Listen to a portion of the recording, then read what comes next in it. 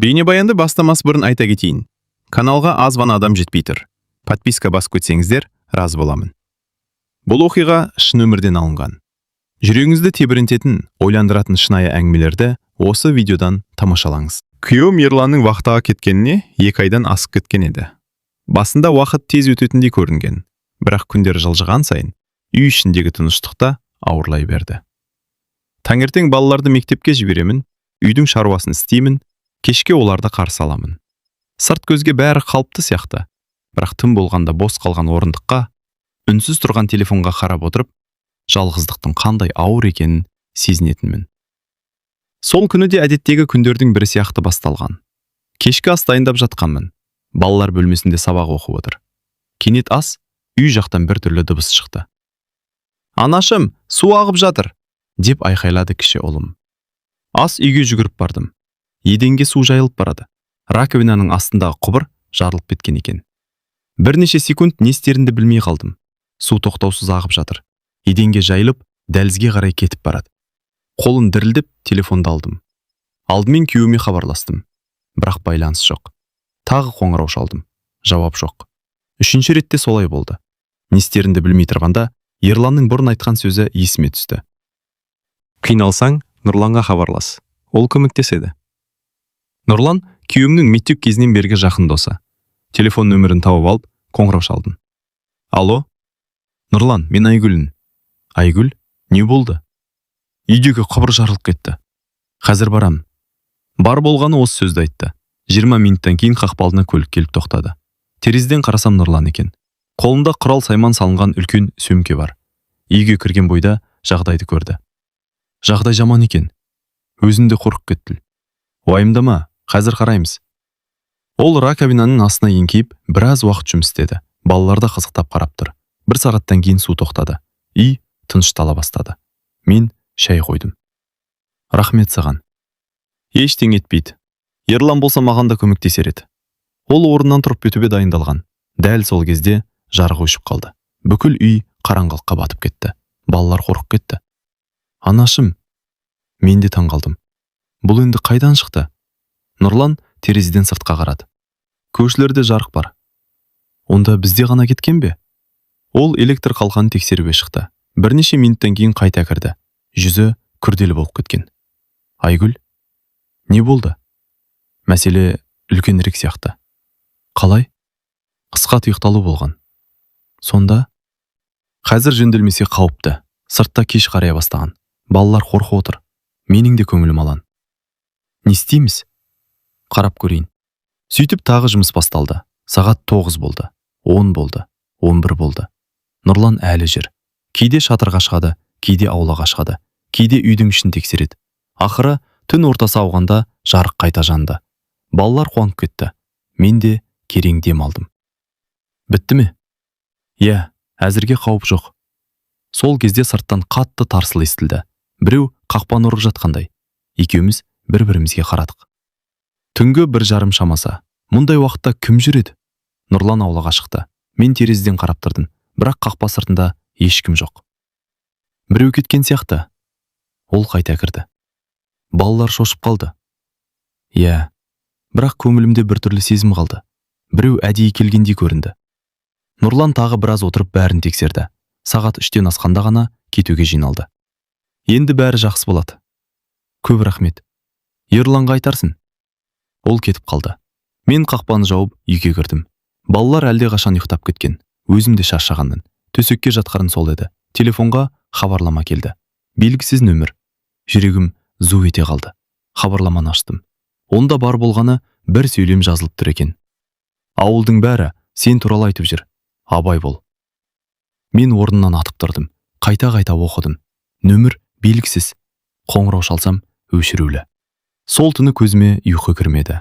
Ал таңертең есік алдына шыққанда көрші кемпірдің маған өзгеше көзқараспен қарап тұрғанын байқадым. Таң атқанымен түнгі хабарлама ойымнан кетпеді. Ауылдың бәрі сен туралы айтып жүр. Абай бол. Кім жіберді? Неге жіберді? Не туралы айтып жүр? Сұрақ көп, жауап жоқ. Балаларды мектепке дайындап жүрсем де көңілім алаң еді. Терезеден сыртқа қарасам, кеше ғана амандасып жүретін көрші әйелдердің екеуі қақпа жанда сөйлесіп тұр екен. Мені көргенде дауыстары бәсеңдеп кетті. Осыны байқап, ішім біртүрлі болып қалды. Балаларды шығарып салып, дүкенге баруға дайындалдым. Көшеге шыққан сәтте көрші Гүлнар апай кездесті.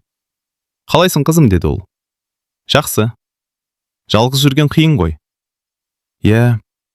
Ол бірдеңе айтқысы келіп тұрғандай көрінді. Бірақ үндемеді. Мен де сұрамадым. Дүкенге жеткенше бірнеше адаммен амандастым. Бірақ бәрінің көзқарасы бұрынғыдай емес сияқты. Әлде өзіме солай көрінді ме? Дүкен ішінде де сондай жағдай қайталанды. Сатушы әйел заттарымды есептеп жатып, «Кеше кешке үйінде қонақ көп болды ма?» деп сұрады. Мен таңырқап қалдым. «Қандай қонақ?» «Жоқ, жай сұрағаным ғой». Оның жүзі қызарып кетті. Сол кезде бәрін түсіндім. Әңгіме кеше түнде үйге келген Нұрлан туралы болып жатыр.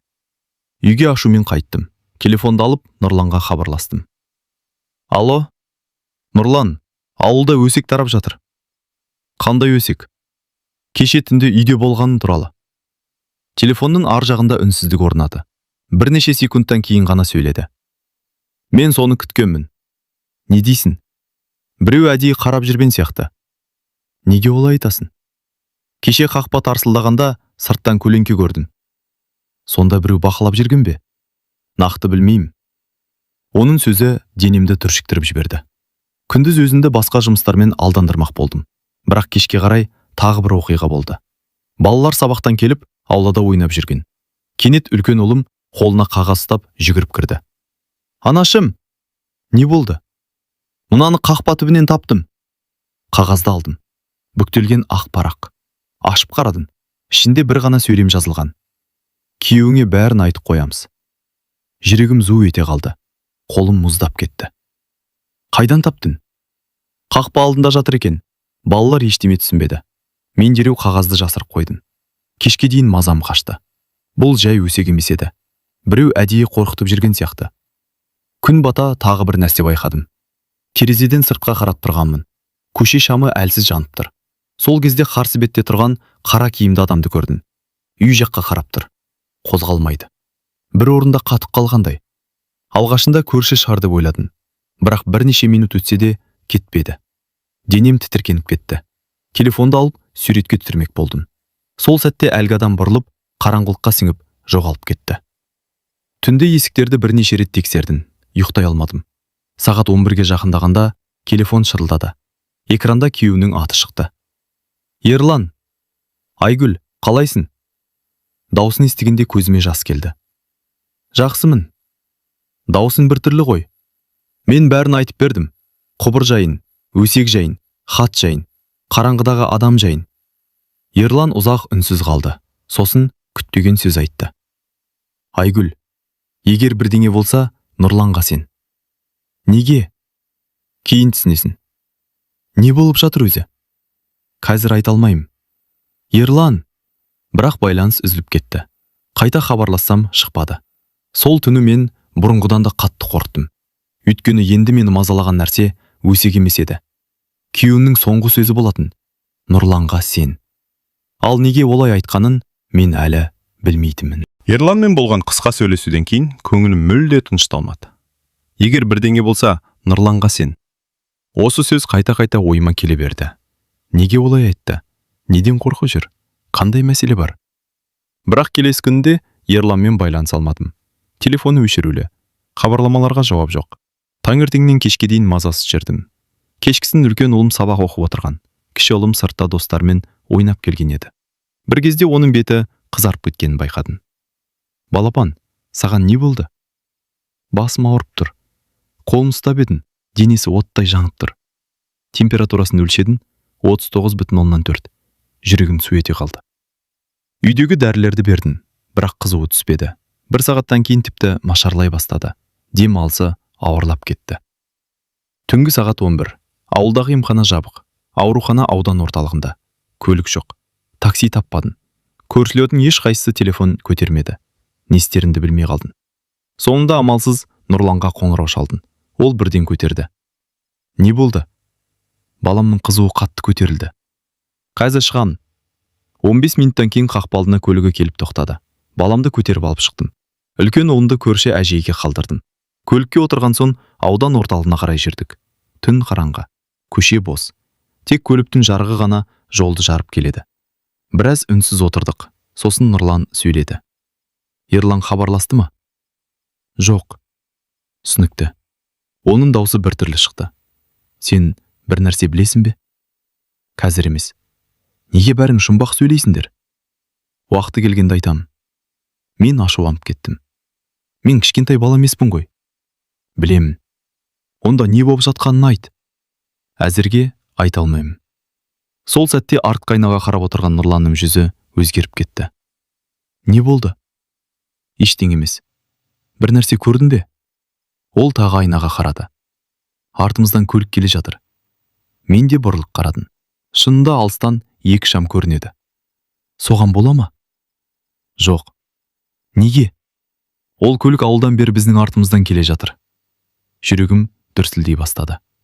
Сенімдісің бе? Иә. Осыдан кейін көліктің ішін үнсіздік басты. Арттағы көлікте ара қашықтық сақтап келеді. Озып кетпейді, қалып та қоймайды. Кек соңымыздан еріп келеді. 10 минут өтті, 20 минут өтті. Әлі солай. Менің қорқынышым күшейе түсті. Полицияға хабарласайық. Әлі ерте. Ерте дейсің бе? Сабыр сақта. Кенет Нұрлан көліктің жылдамдығын арттырды. Арттағы көлікте жылдамдай түсті. Енді күмән қалмады. Олар шынымен соңымыздан келе жатқан еді. Нұрлан, қорықпа. Бұлар кімдер? Білмеймін. Бірақ оның өзі де мазасыз екені көрініп тұрды. Бірнеше шақырым өткен соң Нұрлан кенет оңға қарай бұрып кетті. Ескі қосалқы жолға түстік. Арттағы көлікте бұрылды. Көрдің бе? Деді Нұрлан. Мен үнсіз бас изедім. Енді шынымен қорқынышты болды. Бірнеше минуттан кейін қарсы беттен үлкен жүк көлігі шықты. Сол сәтті пайдаланып Нұрлан тағы бір бұрылысқа кіріп кетті. Арттағы көлік жүк көлігіне бөгіліп қалды. Біз алға ұзап кеттік. 5 минуттан кейін артта ешқандай жарық көрінбеді. Құтылдық па? Әзірге иә. Мен терең дем алдым. Ауруханаға жеткенде баламды бірден қабылдады. Дәрігер тексеріп шықты. Бақытыма қарай ауыр нәрсе емес екен. Қатты соқ тиген. Қызуын түсіретін ем жасады. Түнгі 2 шамасында ауруханадан шықтық. Баламның жағдайы жақсарған. Мен де аздап тыныштала бастадым. Бірақ дәл сол кезде Нұрланға біреу хабарласты. Ол телефонға қарап қалды. Экрандағы нөмірді көргенде өңі бозарып кетті. Кім? Белгісіз нөмір. Көтер. Нұрлан қоңырауды қабылдады. Бірнеше секунд тыңдап тұрды. Сосын ештеңе деместен тұтқаны қойды. Не деді? Ол маған қарады. Көзінде бұрын көрмеген қорқыныш бар еді. Олар Ерланның қайда екенін біледі екен.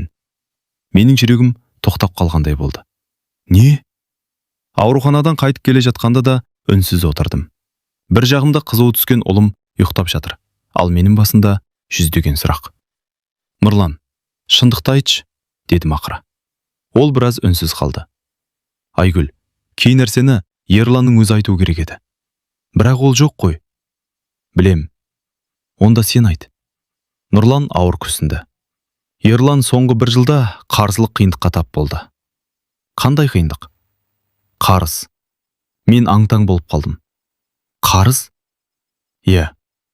Бірақ ол маған ештеңе айтқан жоқ. Саған уайымдамасын деген шығар. Жүрегім ауырып кетті. 15 жыл бірге тұрған адамым менен осындай нәрсені жасырғанына сенгім келмеді. Қанша қарыз? Нақты білмеймін. Нұрлан. Шамамен 10 миллион теңгеден асады. Мен сөйлей алмай қалдым. Мұндай ақшаны елестетудің өзі қиын еді. Ол ақшаны не істеген? Бір танысымен бизнес бастаймын деп кірген. Сонда серіктес алдап кеткен.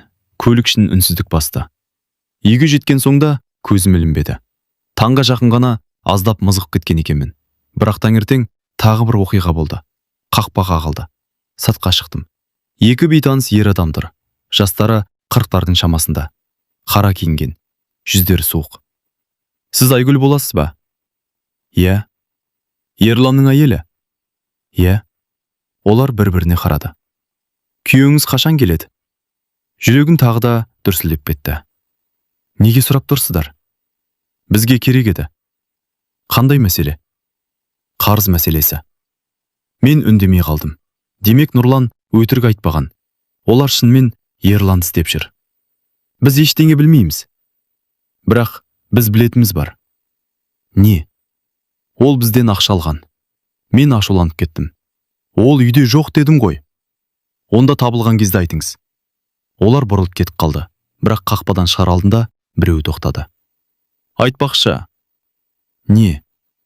Біз ғана іздеп жүрген жоқпыз. Осы сөзді айтып кетіп қалды. Мен тұрған орында қатып қалдым. Күн бойы мазам болмады. Кешке қарай Нұрлан келді. Бәрін айтып бердім. Ол да қатты ойланып қалды.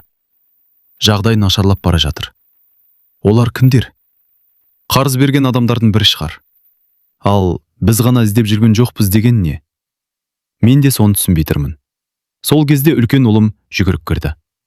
Анашым, не болды? Біреу терезеге тас лақтырды. Екеуміз атып сыртқа шықтық. Ешкім жоқ. Бірақ жерде тағы да бүктелген қағаз жатыр. Қолым дірілдеп аштым. Бұл жолы бір ғана сөйлем емес еді. Қызыл қаламмен үлкен әріптермен жазылыпты. Ерлан қайтпаса, ақшаны сен төлейсің. Қаным басыма шапты. Балалар қорқып кетті. Менің де қорқынышым ашуға айнала бастады. Жетер енді. Нұрлан қағазды қолына алып ұзақ қарады. Сосын күтпеген нәрсе айтты. Айгүл, біз бір жерге баруымыз керек. Қайда? Ерланның бұрынғы серіктесіне. Ана алдап кеткен адамға ма? Иә. Неге? Өйткені бүкіл мәселенің түбі сонда сияқты. Сонда осының бәріне сол қатысы бар дейсің бе? Әзірге нақты білмеймін. Ол терең дем алды. Бірақ бір нәрсеге сенімдімін. Не нәрсеге? Біреу сендерді жай ғана қорқытып жүрген жоқ. Онда біреу Ерланды өте қатты іздеп жүр. Сол сәтте телефон шырылдады. Белгісіз нөмір. Жүрегім атқақтап кетті. Қоңырауды қабылдадым. Арғы жақтан бейтаныс ер адамның дауысы естілді. Айгүл? Иә. Ерлан туралы білгің келе ме? Менің қолым дірілдеп кетті. Сіз кімсіз? Бірақ әлгі адам басқа сөз айтты. Ерлан сен ойлаған жерде емес. Сосын байланыс үзіліп қалды. Бірнеше секунд телефонға қарап қатып қалдым. Нұрлан да жүзіме қарап тұр. Не деді? Мен естігенімді қайталап бердім. Ол ойланып қалды.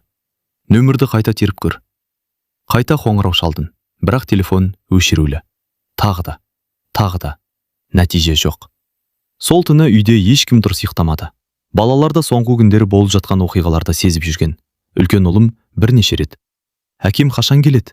Деп сұрады. Ал мен нақты жауап бере алмадым. Келесі күні таңертең Нұрлан екеуміз Ерланның бұрынғы серіктесін іздеуге шықтық. Балаларды әпкеме қалдырдым. Серіктесінің аты Марат.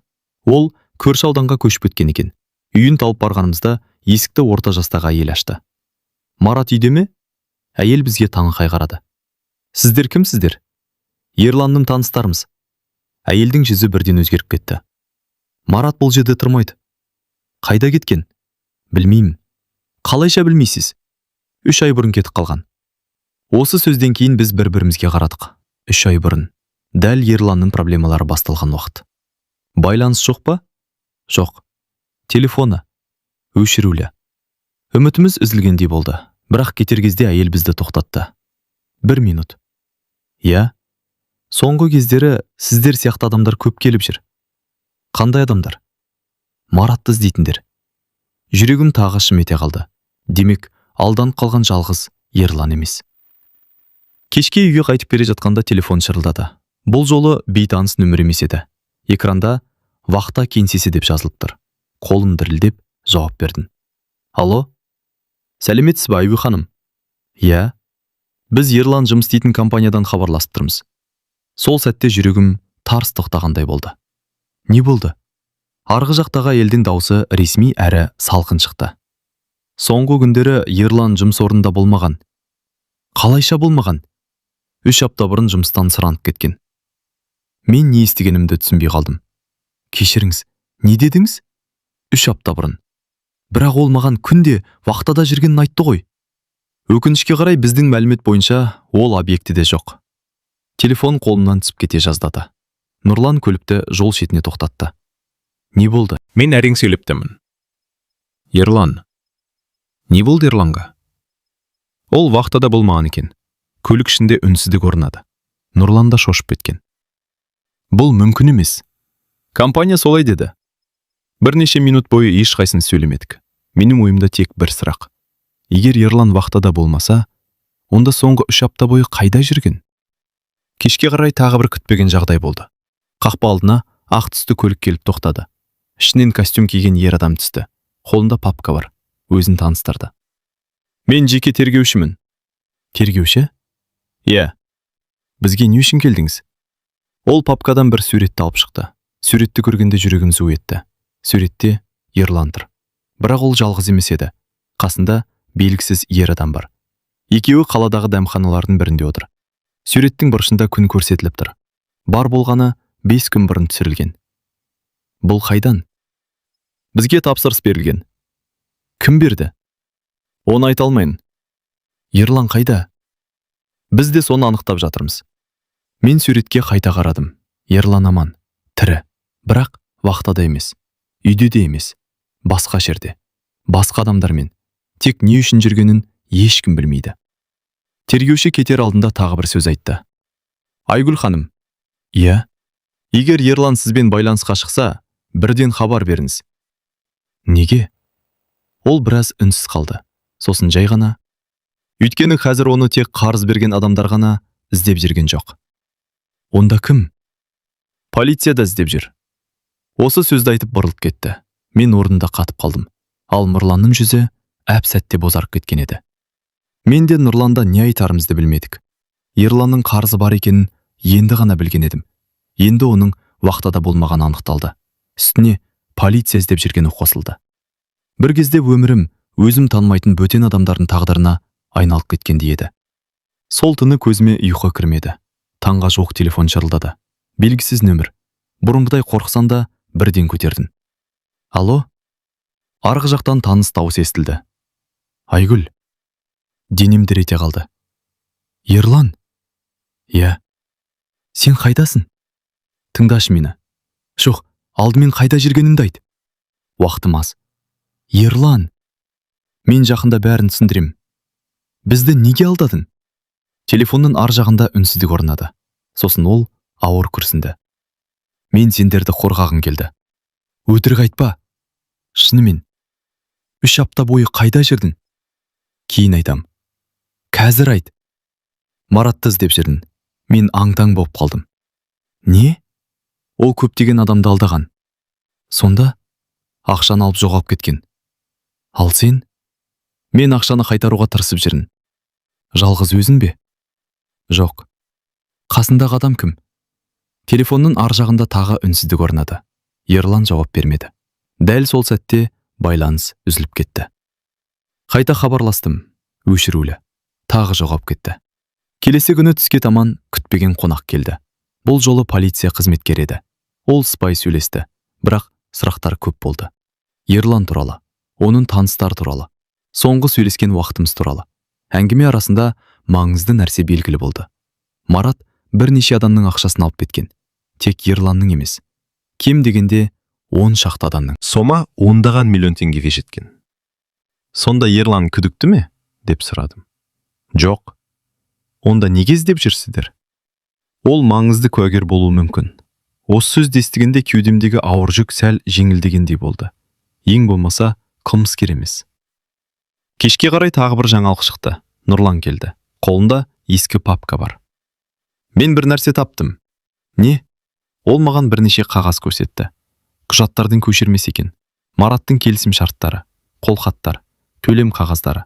Солардың арасынан бір жазу көзіме оттай басылды. Бір телефон нөмірі. Нұрлан әлгі нөмірге қарап қалды. Бұл нөмір таныс. Қайдан? Есіңде ме? Саған қоңырау шалып қорқытқанадан. Иә, нөмір соған ұқсайды. Жүрегім тағы дүрсілдей бастады. Сонда бәрі байланысты ма? Солай сияқты. Демек, хаттарды да солар жіберген бе? Мүмкін. Біреу әдейі қорқытып жүрген анық еді. Кеш бата есік қағылды. Ашсам, көрші Гүлнар апай тұр. Өңі ыңғайсыз. Айгүл, сөйлесейікші. Үйге кіргіздім. Біраз үнсіз отырды. Сосын күтпеген сөз айтты. Мен кешірім сұрауға келдім. Не үшін? Ауылдағы өсек үшін. Қандай өсек? Кеше емес, бұрынғысы. Не айтқыңыз келеді? Гүлнар апай төмен қарады. Біреу бізге әдейі жалған әңгіме таратқан. Кім? Нақты білмеймін. Не деп айтты? Нұрлан екеуің туралы. Мен ашудан демімді ішіме тарттым. Сонда бәрін әдейі ұйымдастырған ба? Иә. Неге? Сені жұрттан ұялтып жалғыз қалдыру үшін сияқты. Осы кезде бәрі өз орнына келе бастағандай болды. Хаттар, қорқытулар, өсектер. Бәрі кездейсоқ емес, біреудің жоспары. Сол түні сағат 11-лер шамасында тағы телефон шырылдады. Бұл жолы бейне қоңырау. Экранға қарадым. Жүрегім тоқтап қалғандай болды. Экранда Ерлан тұр. Шаршаған, арықтап кеткен. Бірақ аман, тірі. Айгүл. Көзіме жас келді. Қайдасың сен? Үйге қайтып келе жатырмын. Рас па? Иә. Бәрі бітті ме? Ерлан басын изеді. Негізгі шындық анықталды. Қандай шындық? Ол бір сәт үнсіз қалды. Сосын айтты. Марат табылды. Мен демімді ішіме тарттым. Сонда ертең бәрін білесіңдер. Ал сен? Ертең үйде боламын. Экрандағы бейне өшті. Мен орнында ұзақ отырдым. 2 ай бойы күткен адам ертең үйге қайтпақ. Бірақ оның айтпаған құпиялары әлде көп еді. Ерланның бейне қоңыраудағы жүзі көз алдынан кетпей қойды. 2 ай бойы сағындым. 2 ай бойы уайындадым. 2 ай бойы шындықты іздедім. Ал енді сол шындыққа бірнеше сағат қана қалған еді. Таңертең ерте ояндым. Балалар да ерекше көңіл күйде жүр. Үлкен ұлым қайта-қайта терезеге қарай береді. Әке, бүгін келе ме? Иә, балам. Нақты ма? Нақты. Ол қуанып кетті. Тіпті кіші ұлым да әкесінің келетінін естіп, бірнеше күннен бері алғаш рет күлімсіреген еді. Түске қарай аулаға көлік кірді. Жүрегім дүрсілдеп қоя берді. Есіктен Ерлан түсті. Шаршаған, арықтаған. Бірақ аман. Балалар жүгіріп барып құшақтады. Мен орнымнан қозғала алмай тұрдым. Бір жағынан қуаныш, бір жағынан реніш. Ерлан балаларды құшақтап болған соң маған жақындады. Айгүл, кір үйге. Дауысым салқын шықты. Ол бәрін түсінді. Үйге кірген соң дастархан басына отырдық. Нұрлан да келді. Барлығы үнсіз. Ақыры Ерлан сөз бастады. Мен сендерден кешірім сұраймын. Ешкім үндемеді. Мен өтірік айттым. Неге? Дедім. Себебі сендерді араластырғым келмеді. Біз бәрібір араласып кеттік қой. Ерлан басын төмен түсірді. Сосын бар шындықты айтып берді. Марат бірнеше адамды бизнес ашамыз деп алдаған екен. Ерлан да соған сенген. Өз ақшасын ғана емес, таныстарынан алған қаражатты да салған. Кейін бәрі жоғалып кеткен. Марат ақшамен бірге қашып кеткен. Ерлан болса қарыздардың арасында қалған. Сонда неге жоғалып кеттің? Өйткені оны табуға тырыстым. Полициямен бірге ме? Иә. Сөйтсем Ерлан полицияға көмектесіп жүрген екен. Сондықтан көп нәрсені айтуға болмайтын болған. Ал бізді қорқытқан кім? Ол да анықталды. Барлығымыз Ерланға қарадық. Мараттың туыстарының бірі. Не үшін? Олар Маратты іздеуді тоқтатсын деп адамдарды қорқытып жүрген. Солар хат жіберген. Солар өсек таратқан. Солар түнде үйді бақылаған. Солар қоңырау шалған. Бәрі бір жоспардың бөлігі болып шықты. Мен ауыр дем алдым. Ақыры бәрі түсінікті болды. Бірнеше апта бойы мазалаған жұмбақтың жауабы табылды. Сосын мені көптен мазалаған сұрақты қойдым. Ал ең басындағы түн ше? Қай түн? Нұрлан таңға дейін үйде болған түн. Ерлан мен Нұрлан бір-біріне қарап күлді. Сол түні бәрі басталды ғой, деді Нұрлан. Иә, сөйтсен сол күні құбыр ғана жарылып қоймаған. Электр жүйесінде де үлкен ақау болған. Егер уақытында жөнделмесе, өрт шығуы мүмкін екен. Сондықтан Нұрлан таңға дейін кеткен жоқ. Ал біреу сырттан соны көріп, өсек шығарған. Сол өсек кейін үлкен мәселеге айналған. Мен басымды шайқадым. Бір қарағанда қарапайым түн сияқты көрінген. Бірақ дәл сол түн кейінгі барлық оқиғаның бастамасы болып шықты. Кешке қарай үй іші қайтадан бұрынғыдай жылына бастады. Балалар әкесімен ойнап жүр. Нұрлан да көмілді. Ал мен алғаш рет бірнеше аптадан кейін өзімді тыныш сезіндім. Күн батып бара жатқанда аулаға шықтым. аспан ашық. Самал желеседі. Арт жағынан Ерлан келіп тоқтады. Ренжіп тұрсың ба? Аздап. Түсінем. Бірақ ең бастысы амансың. Ерлан жымиып басын изеді. Енді ештеңе жасырмайым. Мен де күліп қойдым.